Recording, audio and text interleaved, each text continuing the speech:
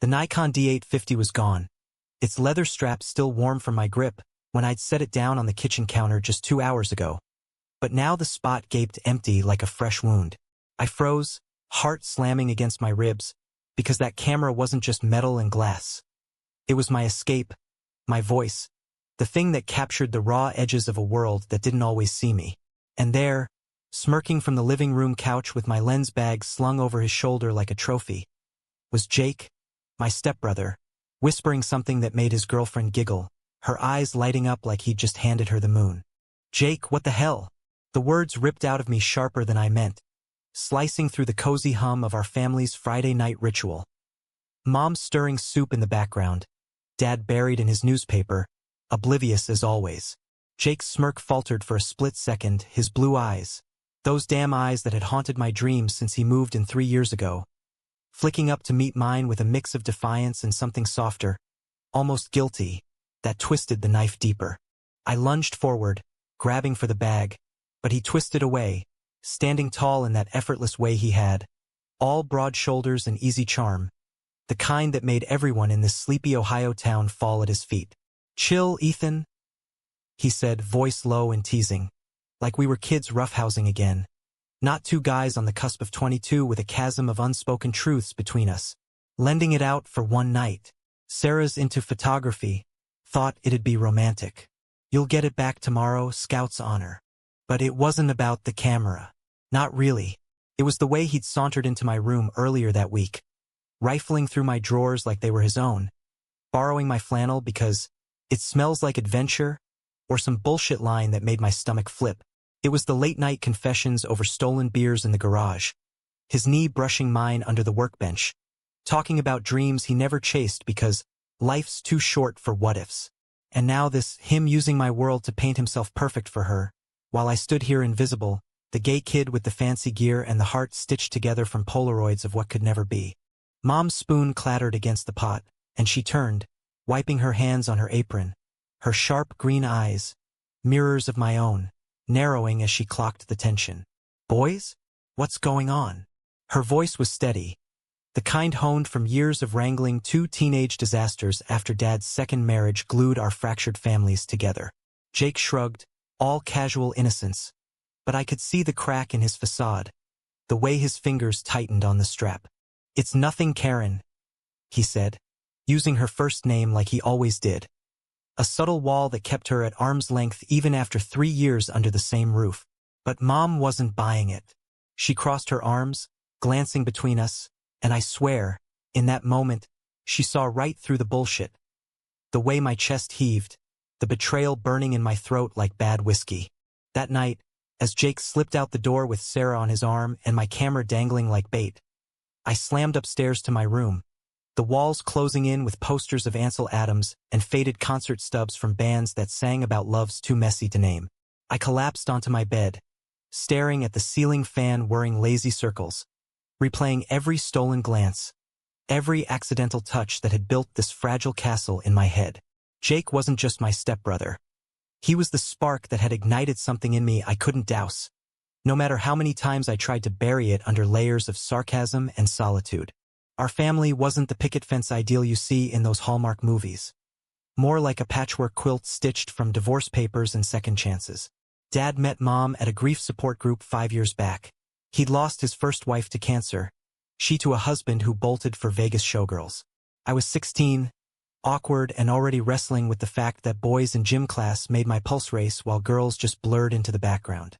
Jake came into the picture a year later, 18 and freshly uprooted from his mom's place in Cleveland after she decided solo parenting wasn't her vibe. He rolled in with a duffel bag, a beat-up skateboard, and that grin that could disarm a SWAT team. First, it was war. He claimed the bigger bedroom, blasted his music too loud, left his cleats in the hallway to trip me on purpose. But then came the truce.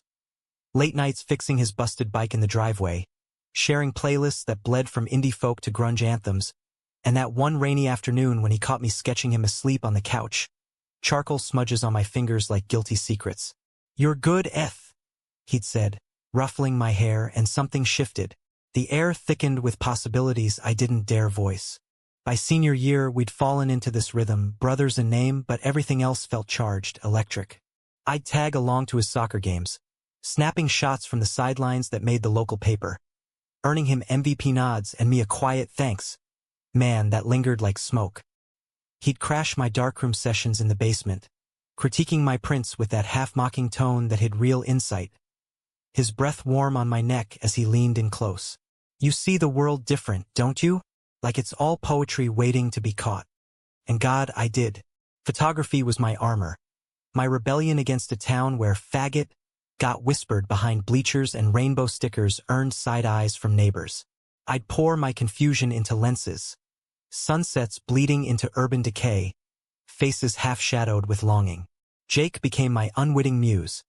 Candid laughs at bonfires, sweat slicked after runs, eyes crinkled in mischief. I never showed him those ones. They were too raw, too much like confessions scrawled in light. But then Sarah happened. She transferred in junior year, all golden waves and cheerleader poise.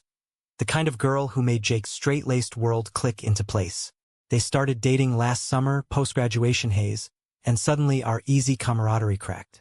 He'd bail on movie nights for her, forget to text back, come home reeking of her vanilla perfume. I'd lie awake, scrolling her Instagram, hating how she fit into his life like a missing piece I could never be. Tonight's theft was the breaking point. My D850 wasn't cheap. Saved up from freelance gigs shooting weddings for cousins who side-eyed my artsy vibe. It held my portfolio, my future applications to NYU's film program, dreams of escaping this cul-de-sac for city lights where I could breathe without apology. And Jake knew that. He'd watched me agonize over every payment, cheered when I unboxed it like it was his win too. I must have dozed off sometime after midnight, because sunlight stabbed through the blinds when my phone buzzed. A text from Jake. Sorry, bro, Sarah loved it. Pics attached. Back soon. The images loaded. Her posed in the park, laughing with cherry blossoms framing her face, my lens making her glow ethereal. They were good, too good. A pang hit me, not jealousy over the shots, but the intimacy of it, him wielding my tool to craft her perfection. Downstairs, Mom was at the stove, flipping pancakes like it was any Saturday. Dad had already left for his shift at the mill, leaving the kitchen smelling of batter and unspoken words. She slid a plate my way without asking, her gaze soft but probing. Rough night. I poked at the stack, appetite gone. Jake took my camera. Without asking. She nodded like she'd pieced it together last night. Mom had this way of knowing. Maybe from the way I'd withdrawn these past months, or the therapy sessions she dragged me to after I came out to her sophomore year, tears streaming as I admitted Jake's orbit pulled me under. She'd hugged me fierce then, whispering, "Love's a wild thing, baby. Doesn't follow family trees." But she'd never pushed, just watched, waiting for me to find my footing. Want me to talk to him? She offered, pouring coffee. I shook my head, throat tight. It's not just the camera, Mom. Everything. He acts like we're still those dumb kids. But I'm dying here, pretending. Her hand covered mine, warm and steady. Then stop pretending. You're stronger than this house, Ethan.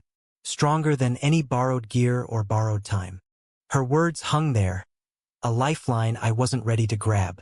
But as Jake's truck rumbled into the drive an hour later, engine coughing like my resolve, I felt the first stir of something fierce. Not anger, resolve. This wasn't just about a lens anymore. It was about claiming my space, my story, before it got stolen too. The days blurred into a tense standoff. Jake returned the bag that afternoon. Lenses spotless. A sheepish grin plastered on like apology enough. Didn't mean to piss you off. Sarah said it made her night. Talked about us doing a couple's shoot or something. He clapped my shoulder, oblivious to the flinch it caused, and sauntered off to shower, leaving me to unpack the betrayal in silence. I dove into work to drown it out, booking a gig at the county fair, capturing Ferris wheel spins and cotton candy smiles under strung lights. The clicks of my backup Canon felt hollow, though, like echoes of what I'd lost. At night, I'd edit in the dim basement glow, cropping out Jake's ghost from old frames, wondering if he'd ever see the frames I couldn't crop him from. A week later, conflict erupted at the dinner table, Dad's rare night off turning battlefield. Sarah was there, all polite charm, passing the mashed potatoes like she belonged. Jake regaled them with tales from his new job at the auto shop. Grease under his nails, stories of busted transmissions that had everyone chuckling. I picked at my chicken, silent, until he pulled out his phone. Check this. Ethan's magic made it happen.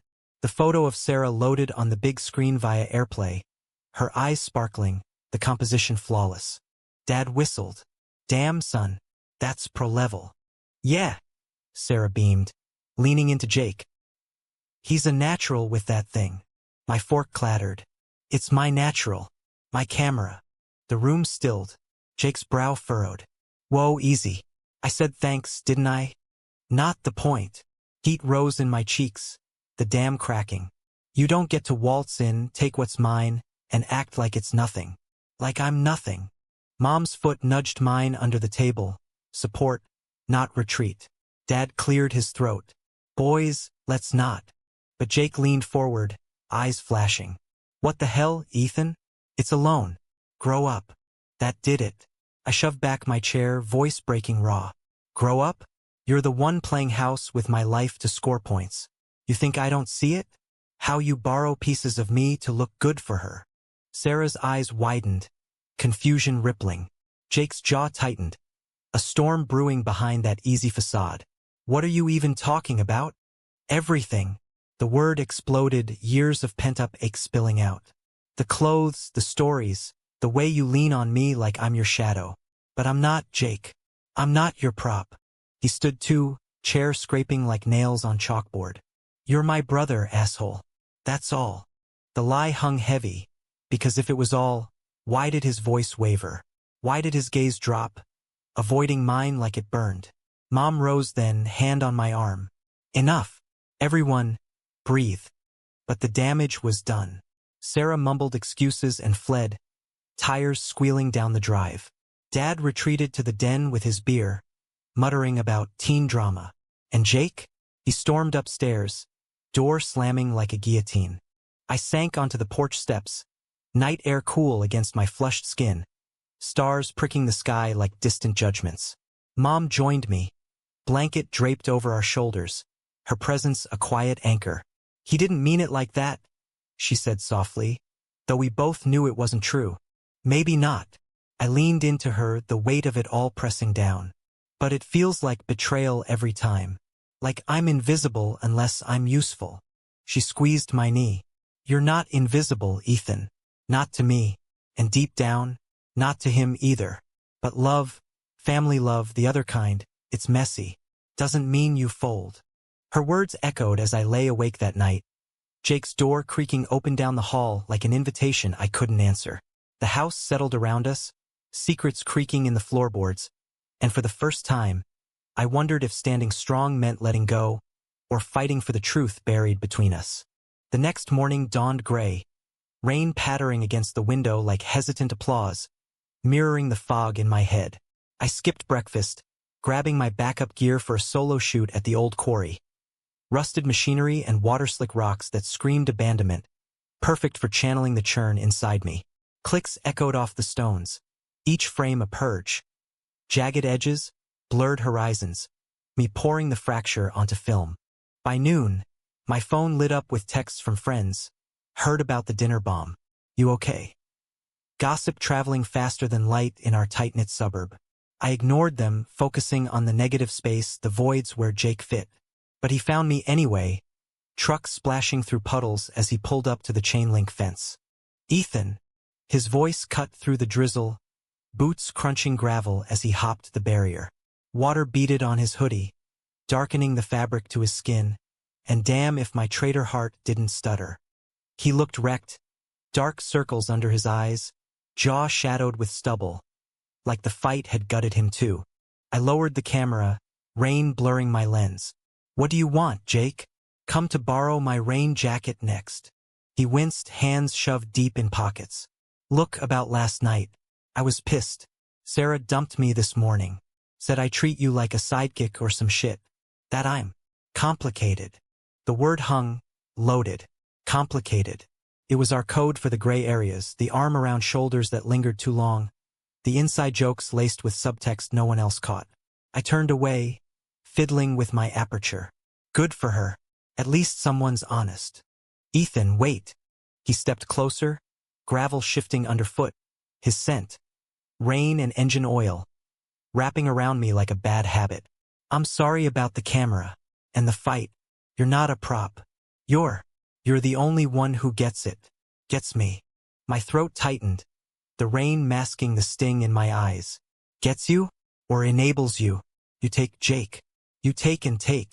And I let you because what? His voice dropped, urgent, pulling me around to face him. Those blue eyes searched mine, stormy and searching. Inches away now, breath mingling in the chill. Because the confession teetered on my tongue, years of want crashing like waves, but fear clamped it down. Because I'm an idiot. He exhaled, frustrated, raking a hand through wet hair. You're not, and I'm not blind. I see how you look at me. Have for a while. The world tilted. Rain hammered harder, drowning the quarry in sheets. But all I heard was my pulse roaring. What? Jake shifted, gaze dropping to the ground, vulnerability cracking his armor. In the garage those nights. Or when you show me your photos, the real ones, the ones you hide. It's not just brother stuff. I feel it too. But Sarah, she was safe. Easy. You're the risk. My camera slipped from numb fingers, thudding into the mud. Risk. The word ignited something reckless, and before I could think, I closed the gap, hands fisting his hoodie, pulling him into the downpour. Our lips met, tentative, then desperate, salt and rain and the taste of finally. He kissed back, fierce, hands cupping my face like I was fragile, like he'd been starving too. We broke apart gasping, foreheads pressed, the quarry fading to white noise. Jake! Shoo! He silenced me with a thumb to my lips, eyes fierce. Not here, not like this, but, yeah, this. It was a beginning, fragile as wet film, but real. We drove home in loaded silence, his hand on my thigh shifting gears, a promise in the pressure. Mom clocked it the second we tumbled in, dripping and flushed, her eyebrow arching, but no judgment, just a knowing smile as she tossed us towels. Dry off before you flood the place, you two. Dinner that night was tentative peace. Dad grumbling about the weather, Mom steering conversation to neutral ground like school and jobs. Jake sat closer than usual, knee bumping mine under the table, electric sparks jumping. After, as I washed dishes, he cornered me at the sink, whispering, "My room. Midnight." Heart hammering, I nodded. The clock crawled, every tick a torture of anticipation. At 11:58, I slipped down the hall, door clicking soft behind me. His room smelled of him, leather and laundry, and there he was, shirtless in low light, vulnerability etched in the lines of his shoulders. We didn't speak at first, just gravitated, hands exploring like uncharted maps. Gentle, reverent, tracing scars from old falls, freckles like constellations. It wasn't fire. It was embers building, emotional undercurrents pulling us under. I was scared, he admitted, voice muffled against my neck. Of this, of losing you if it went wrong. Me too. I pulled back, searching his face. But the camera, that hurt, made me feel used. He nodded, guilt shadowing. I know. Thought it'd bridge us somehow. Show her your talent. Make her see why you're irreplaceable. Stupid. We talked then, really talked, about his mom's abandonment, the pressure to be the straight son Dad always wanted, my fears of a world that chews up queerness like gristle. Hours melted, tangled in sheets, not crossing lines but blurring them, building something tender from the wreckage. Dawn crept in, painting us gold, and as he drifted off, arms slung heavy over my waist, I snapped a mental picture. This, us, the quiet revolution. But life doesn't stay suspended. Monday brought reality crashing. Jake's shift at the shop, my interview at the community college darkroom, whispers starting when we grabbed coffee together, shoulders brushing too long. Sarah cornered me that afternoon outside the library, eyes red-rimmed. What the fuck, Ethan? After the dinner thing, now you're with him. I stiffened, denial rising like bile. It's not. Don't. She laughed bitter. I saw you too at the quarry. The way he looks at you? It's been you all along. Hasn't it? I was the beard. The accusation landed like shrapnel. Sarah, Save it. She whirled, but not before dropping the bomb. Tell him I know about the pics. The ones he sent me of you. Candid stuff. Creepy as hell. My blood iced. Pics. Jake had sent her shots of me? The betrayal reopened, fresh and festering. I confronted him that evening in the garage, tools clanging as I shoved photos under his nose. Prints I'd found tucked in his glove box. Me unaware, vulnerable. You shared these? With her. His face paled. Ethan, no, wait. They were for the portfolio. Inspiration. I swear. Nothing weird. But it felt weird. Invasive. The trust we'd rebuilt teetered. And as thunder rumbled outside, mirroring the storm in my chest, I walked out, leaving him with his excuses and my heart in shards. The fallout seeped into everything, a slow poison. Jake tried. Texts flooding my phone with talk to me, and it wasn't like that, voicemails cracking with please, but I ghosted, burying in chutes that turned maudlin. Overexposed skies, figures dissolving into fog. Mom noticed, of course, cornering me in the laundry room with a basket of folded tees. Honey, walls don't help. They just echo. I know. I folded a shirt too hard, creases sharp. But he crossed a line.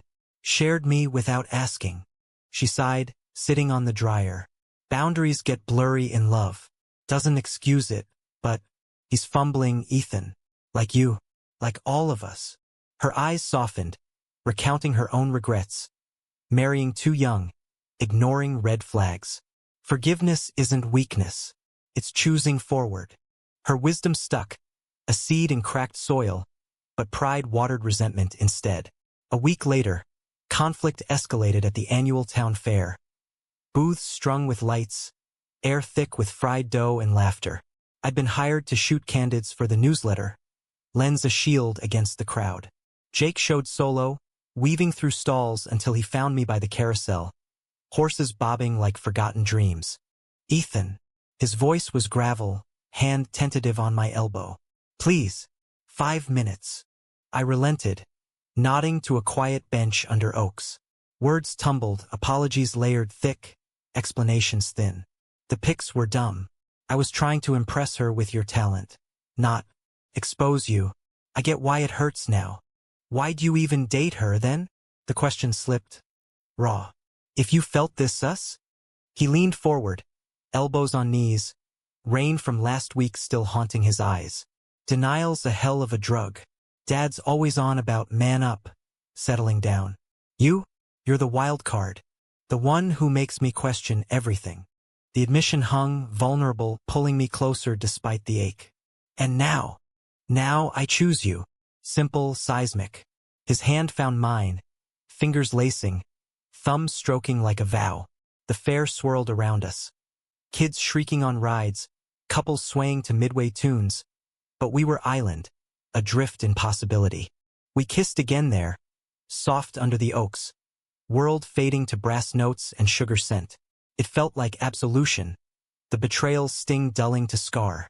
That night, we snuck to the quarry, full circle, sprawling on a blanket with stolen stars overhead, talking futures. His dream of opening a custom bike shop, my portfolio bound for bigger cities. Come with me, I whispered, half jest. NYU's got grit enough for both. He chuckled, pulling me close. Tempting, but first we tell them. Them. Family. The word loomed, a cliff edge. We planned it careful, dinner post-Thanksgiving, when Dad's mellow on pie and sentiment. But life accelerates, betrayal's shadow lengthening. 2 days later, Dad found the prints in Jake's truck during an oil change, faces darkening as he pieced the brotherly poses into something taboo. He exploded that evening, storming the kitchen where Mom prepped stew, Jake and I frozen at the table. What the hell is this? Photos slapped down, accusatory. You too? Under my roof. Dad's face was thunder, veins bulging, the conservative mill worker surfacing in full bigotry. It's unnatural. Sick. I won't have it. Jake surged up, protective. Dad, it's not. Save it. He rounded on me, eyes blazing. You poisoned him, Ethan. Your mother's boy. Twisting everything. Mom stepped between, voice steel. Enough, Tom. Sit. But he didn't. Rants flew. Bible verses hurled like grenades. Threats of disownment. The house shaking with his fury. Jake took hits verbal and almost physical, shoving Dad back when hands raised.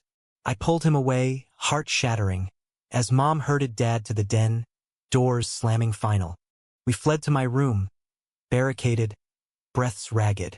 I'm sorry, Jake murmured, back against the door, sliding down.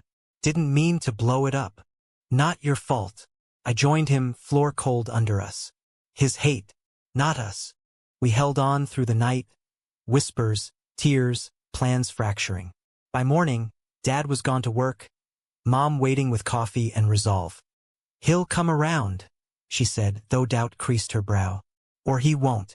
But you two, your family, real family. Her support anchored, but cracks widened. Jake withdrew, shifts doubling, nights crashing on friends' couches to give space.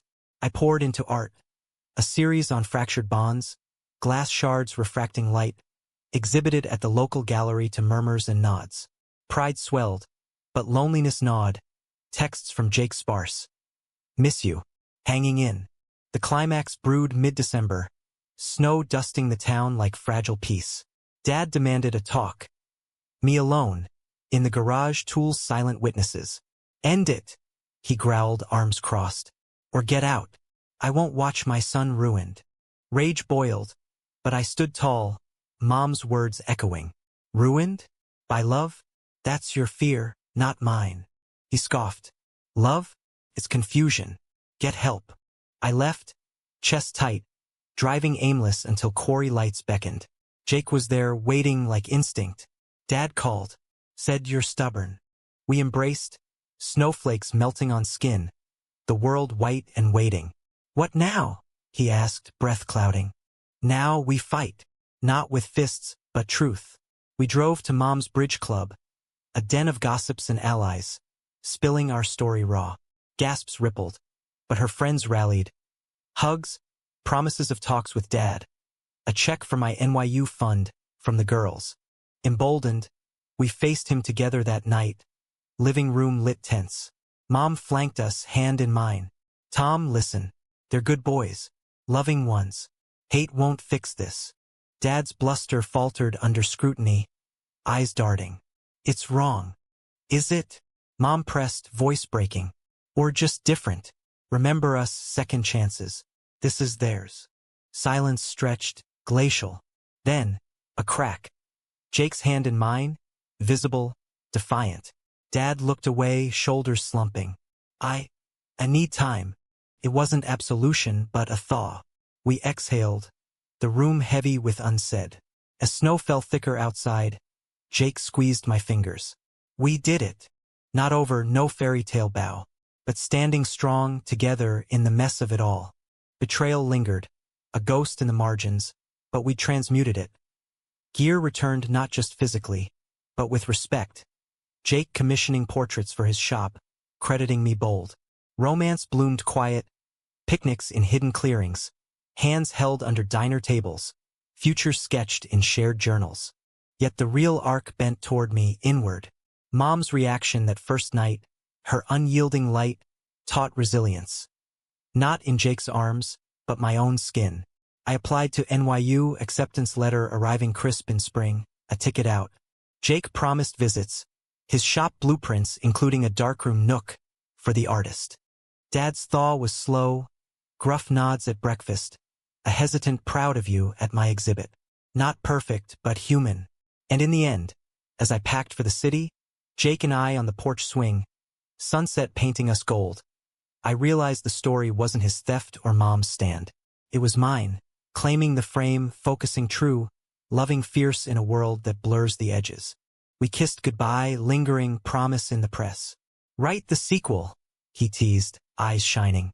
I will, I whispered, and as the train hummed east, camera in lap, I already was. Frames of us unbreakable.